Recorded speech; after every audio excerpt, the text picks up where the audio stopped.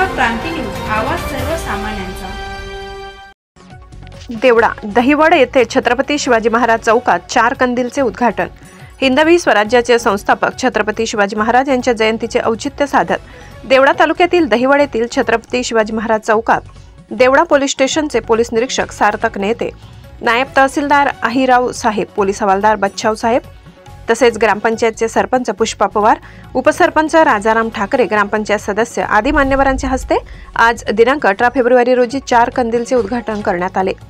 दहिवड ग्रामविकास समितीच्या वतीने गावाच्या दर्शनी भागात 4 कंदील उभारण्यात आले असून या ठिकाणी आकर्षक विद्युत रोषणाई करण्यात आली आहे। यावेळी शिवजयंती समितीचे अध्यक्ष माजी केंद्रप्रमुख वा ग सोनवणे, ग्रामविकास समिती अध्यक्ष संजय दहिवडकर, पुंजाराम ग बा देवरे, दशरथ साहेब देवरे, शिवाजी सोनवणे, दिनेश देवरे, गणेश देवरे, नारायण देवरे, गौतम महिरे, सचिन सोनवणे, कृष्णा पवार, सागर सोनवणे, दत्तूबाबा सोनवणे, संतोष चिला पवार, सुनील अहिरराव, सतीश पगारे आदी दहिवड परिसरातील ग्रामस्थ व मान्यवर मोठ्या संख्येने उपस्थित होते।